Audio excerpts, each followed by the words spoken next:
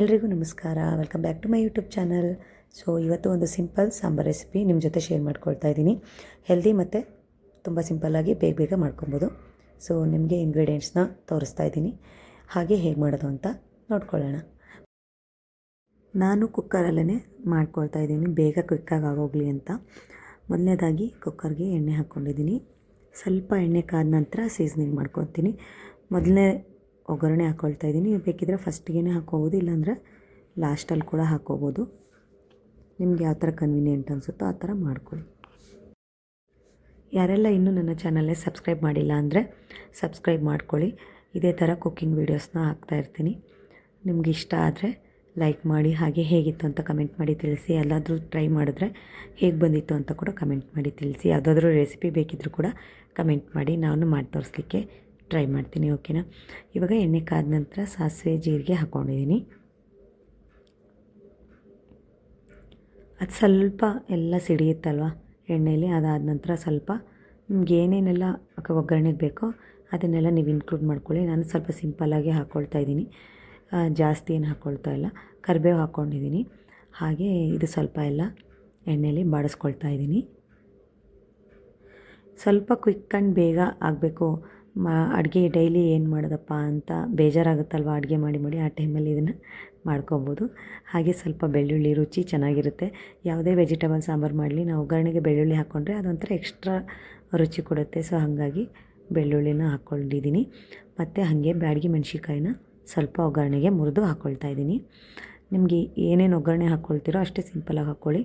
ಯಾವುದಿಲ್ಲ ಅದನ್ನು ಬಿಟ್ಟು ಇರೋದನ್ನು ಹಾಕ್ಕೊಂಡ್ರೆ ಸಾಕು. ಒಣಮೆಣ್ಸಿನ್ಕಾಯಿ ಖಾರ ಅಂದರೆ ನೀವು ಖಾರ ಬೇಕು ಅಂದರೆ ಗುಂಟೂರು ಮೆಣಸಿನ್ಕಾಯಿ ಕೂಡ ಹಾಕ್ಕೋಬೋದು.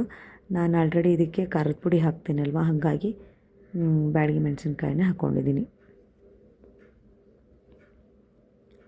ಇದೆಲ್ಲ ಸ್ವಲ್ಪ ಎಣ್ಣೆಲಿ ಬಾಡಿಸ್ಕೊಬೇಕು. ಅದಾದ ನಂತರ ಈರುಳ್ಳಿ ಹಾಕ್ಕೊಂಡು ಬಾಡಿಸ್ಕೊಂಡಿದ್ದೀನಿ.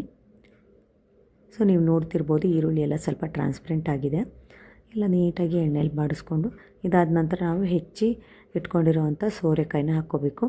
ನಿಮಗೆ ದೊಡ್ಡದಾಗಿ ಸೋರೆಕಾಯಿ ಬೇಕು ಅಂದರೆ ಸ್ವಲ್ಪ ಕ್ಯೂಬ್ಸ್ನ ದಪ್ಪ ಹೆಚ್ಕೊಬೋದು. ನಾನೇನು ಮಾಡ್ತೀನಿ ಅಂದರೆ ಇದು ಸಾಂಬಾರನ್ನ ಬೇಳೆ ಮತ್ತು ಸೋರೆಕಾಯಿನ ನೀಟಾಗಿ ಆದ ನಂತರ ಮಸಿತೀನಲ್ವ, ಸೊ ಸಾಂಬಾರು ಅದು ಕೂಡ ಎರಡು ಹೊಂದ್ಕೊಳ್ಳುತ್ತೆ ನೀಟಾಗಿ. ಹಾಗಾಗಿ ನಾನು ಚಿಕ್ಕದಾಗಿ ಕಟ್ ಮಾಡ್ಕೊಂಡಿದ್ದೀನಿ.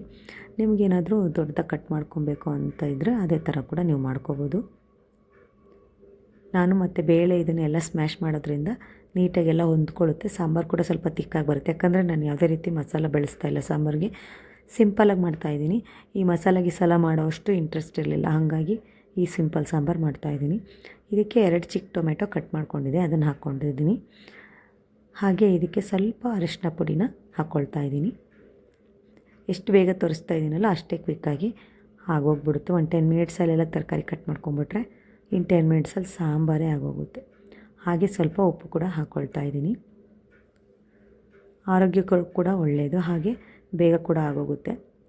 ಯಾವತ್ತಾದರೂ ನಿಮಗೆ ಮಾಡಬೇಕು ಅಂದ್ಕೊಂಡಾಗ ಈ ಥರದ್ದು ನೀವು ಮಾಡ್ಕೊಬೋದು. ಹಾಗೆ ಇದಕ್ಕೆ ಸ್ವಲ್ಪ ಖಾರದ ಪುಡಿ ಹಾಕ್ಕೊಳ್ತಾ ಇದ್ದೀನಿ. ಖಾರ ಇಷ್ಟಪಡೋರು ನೀವು ಜಾಸ್ತಿ ಹಾಕ್ಕೊಬೋದು. ನಾನೆಲ್ಲ ಕರೆಕ್ಟಾಗಿ ಹಾಕ್ತೀನಿ, ಯಾವುದು ಜಾಸ್ತಿ ಅಥವಾ ಕಡಿಮೆ ಹಾಕ್ಕೊಳ್ಳಲ್ಲ. ಹಾಗಾಗಿ ನಮಗೆ ಎಷ್ಟು ರುಚಿಗೆ ಬೇಕೋ ಅಷ್ಟು ಕರೆಕ್ಟಾಗಿ ನಾನು ಹಾಕ್ಕೊಂಡಿದ್ದೀನಿ. ಎಲ್ಲದನ್ನು ನೀಟಾಗಿ ಮಿಕ್ಸ್ ಮಾಡ್ಕೊಳ್ಳಿ.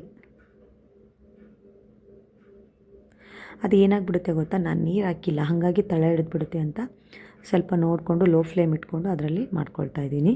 ಹಾಗೆ ಸಾಂಬಾರು ಪುಡಿ ಕೂಡ ಹಾಕ್ಕೊಳ್ತಾ ಇದ್ದೀನಿ, ಯಾಕಂದರೆ ನಾನು ಮಿಕ್ಸಿ ಮಾಡ್ಕೊಳ್ತಾ ಇಲ್ಲ ಅಲ್ವಾ ಏನು. ಇದೇ ಟೈಮಲ್ಲೇ ಸಾಂಬಾರು ಪುಡಿನ ಒಂದು 2 ಟೇಬಲ್ ಸ್ಪೂನಷ್ಟು ಹಾಕ್ಕೊಳ್ತಾ ಇದ್ದೀನಿ. ನೀವು ಸಾಂಬಾರು ಪುಡಿ ಎಷ್ಟು ಸ್ಟ್ರಾಂಗ್ ಆಗಿದೆ ಅಂತ ನೋಡಿಕೊಂಡು ಅದಕ್ಕೆ ತಕ್ಕನಾಗಿ ಹಾಕ್ಕೊಳ್ಳಿ. ನೀವು ಹೊರಗಡೆಯಿಂದ ತಿಂದರೆ ಅದು ಆಲ್ಮೋಸ್ಟ್ ಸ್ಟ್ರಾಂಗ್ ಆಗಿರುತ್ತೆ, 1 ಟೇಬಲ್ ಸ್ಪೂನೇ ಸಾಕಾಗುತ್ತೆ. ನಮ್ಮ ಅತ್ತೆ ಮಾಡಿಕೊಟ್ಟಿದ್ದಾರೆ, ಮನೇಲಿ ಮಾಡಿರೋದ್ರಿಂದ ನನಗೆ ಎಷ್ಟು ಕನ್ಸಿಸ್ಟೆನ್ಸಿ, ಎಷ್ಟು ಸಾಂಬಾರಿಗೆ ಎಷ್ಟು ಬೇಕು ಅಂತ ಗೊತ್ತಿರೋದ್ರಿಂದ ಆ ಪ್ರಮಾಣದಲ್ಲಿ ಹಾಕ್ಕೊಳ್ತಾ ಇದ್ದೀನಿ. ನನ್ನನ್ನು ನೋಡಿ ನೀವು ಹೊರಗಡೆ ತಂದಿರೋಂಥ ಸ್ಟ್ರಾಂಗ್ ಇರೋದನ್ನು ಜಾಸ್ತಿ ಹಾಕ್ಕೊಬೇಡಿ. ಸೊ ಆವಾಗ ಸ್ವಲ್ಪ ಸಾಂಬಾರು ರುಚಿ ಚೆನ್ನಾಗಿರಲ್ಲ. ಸೊ ನೋಡ್ಕೊಂಡು ಹಾಕ್ಕೊಳ್ಳಿ. ಹಾಗೆ ತೊಳೆದು ಎತ್ತಿಟ್ಕೊಂಡಿರೋಂಥ ತೊಗರಿಬೇಳೆನ ಹಾಕ್ಕೊಳ್ತಾ ಇದ್ದೀನಿ. ಎಲ್ಲದನ್ನು ನೀಟಾಗಿ ಮಿಕ್ಸ್ ಮಾಡ್ಕೊಬೇಕು ಹಾಕ್ಕೊಂಡು.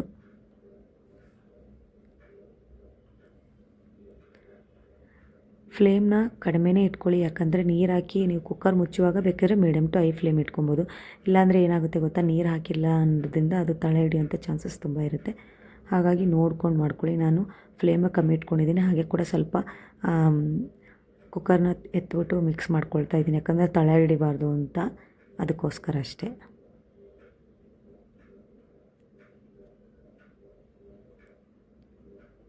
ಇದಕ್ಕೆ ನೀವು ಎಷ್ಟು ನೀರು ಬೇಕು ನೋಡಿಕೊಂಡು, ನೀವು ಸಾಂಬಾರು ತಿಕ್ಕಾಗಬೇಕಂದ್ರೆ ಸ್ವಲ್ಪ ಕಡಿಮೆ ನೀರು ಹಾಕ್ಕೊಳ್ಳಿ, ಗ್ರೇವಿ ಥರ ಬೇಕು ಅಂದರೆ. ಇಲ್ಲ ಸ್ವಲ್ಪ ಸಾಂಬಾರು ಮೀಡಿಯಮ್ ಕನ್ಸಿಸ್ಟೆನ್ಸಿ ಬೇಕು ಅಂದರೆ ಮೀಡಿಯಮ್ಮಾಗಿ ಹಾಕ್ಕೊಳ್ಳಿ, ಸ್ವಲ್ಪ ತೆಳು ಬೇಕು ಅಂದರೆ ತೆಳು ಥರ ಹಾಕ್ಕೊಳ್ಳಿ.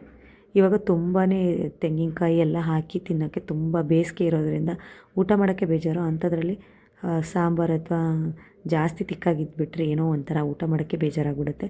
ಹಾಗಾಗಿ ಆದಷ್ಟು ನಾನು ಮೀಡಿಯಮ್ ಕನ್ಸಿಸ್ಟೆನ್ಸಿ ಮಾಡ್ಕೊಳ್ತಾ ಇದ್ದೀನಿ. ತುಂಬ ತೆಳ್ಳಗಾದ್ರೂ ಚೆನ್ನಾಗಿರಲ್ಲ, ತುಂಬ ದಪ್ಪ ಆದರೂ ಚೆನ್ನಾಗಿರಲ್ಲ ಅಂತ ಮೀಡಿಯಮ್ ಕನ್ಸಿಸ್ಟೆನ್ಸಿಲಿ ಮಾಡ್ಕೊಳ್ತಾ ಇದ್ದೀನಿ. 2 ಬೌಲಷ್ಟು ನಾನು ನೀರು ಹಾಕ್ಕೊಂಡಿದ್ದೀನಿ. ಇದಕ್ಕೆ ಮತ್ತೆ ಉಪ್ಪು ಹಾಕ್ಕೊಳ್ತೀನಿ, ಯಾಕಂದರೆ ಆವಾಗಲೇ ಸ್ವಲ್ಪ ಉಪ್ಪು ಹಾಕ್ಕೊಂಡಿದ್ದೆ. ಇನ್ನೂ ಸ್ವಲ್ಪ ರುಚಿಗೆ ತಕ್ಕಷ್ಟು ಉಪ್ಪನ್ನು ಹಾಕ್ಕೊಳ್ತಾ ಇದ್ದೀನಿ. ಎಲ್ಲದನ್ನು ನೀಟಾಗಿ ಒಂದು ಸತಿ ಮಿಕ್ಸ್ ಮಾಡಿಕೊಂಡು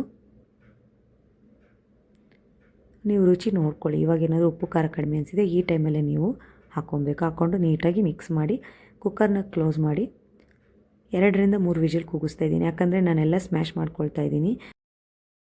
ಬೇಳೆ ಮತ್ತು ಸೋರೆಕಾಯಿ ನೀಟಾಗಿ ಬ್ಲೆಂಡ್ ಆಗಿರುತ್ತೆ ಅಲ್ವಾ, ಸೊ ಚೆನ್ನಾಗಿರುತ್ತೆ ರುಚಿ. ಹಾಗಾಗಿ ನಾನು ಸೋರೆಕಾಯಿನ ನೀಟಾಗಿ ಚಿಕ್ಕದಾಗಿ ಕಟ್ ಮಾಡ್ಕೊಂಡಿದ್ದು. ಇದೇ ರೀತಿ ಟ್ರೈ ಮಾಡಿ, ಚೆನ್ನಾಗಿ ಬರುತ್ತೆ, ತುಂಬ ರುಚಿಯಾಗಿ ಕೂಡ ಇರುತ್ತೆ. ಈ ಬೇಸಿಗೆಯಲ್ಲಿ ಒಳ್ಳೆ ಸಾಂಬಾರು ಅಂತ ಹೇಳ್ಬೋದು. ಇದ್ರ ಜೊತೆ ತುಪ್ಪ, ಅನ್ನ ಮತ್ತು ಸ್ವಲ್ಪ ಉಪ್ಪಿನಕಾಯಿ, ಸಂಡಿಗೆ ಎಲ್ಲ ಇದ್ಬಿಟ್ರೆ ಸೂಪರಾಗಿರುತ್ತೆ ಅಲ್ವಾ. ಸೊ ನೀವು ಕೂಡ ಟ್ರೈ ಮಾಡಿ. ನಾನು ಇಲ್ಲಿ 2ರಿಂದ 3 ವಿಜಿಲ್ ಕೂಗಿಸ್ಕೊಂಡಿದ್ದೀನಿ. ಸೊ ಆಮೇಲೆ ಸ್ಮ್ಯಾಶ್ ಮಾಡ್ಕೊಂಡಿದ್ದೀನಿ. ಈ ಥರ ಸಾಂಬಾರು ರೆಡಿಯಾಗಿದೆ, ನೀವು ನೋಡ್ತಾ ಇರ್ಬೋದು.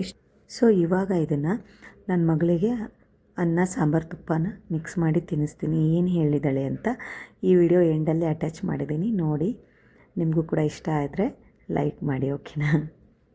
ಅವಳಿಗೆ ನಾನು ಮಾಡೋ ಎಲ್ಲ ರೆಸಿಪೀಸ್ ತುಂಬ ಇಷ್ಟಪಡ್ತಾಳೆ, ತುಂಬ ಇಷ್ಟಪಟ್ಟು ತಿಂತಾಳೆ. ಸೊ ಹಾಗಾಗಿ ನನಗೊಂದು ಐಡಿಯಾ ಬಂತು, ಅವಳ ವಿಡಿಯೋ ಫುಟೇಜನ್ನು ಕೂಡ ಆ್ಯಡ್ ಮಾಡೋಣ ಅಂತ ಈ ವಿಡಿಯೋ ಎಂಡಲ್ಲಿ ಆ್ಯಡ್ ಮಾಡಿದ್ದೀನಿ.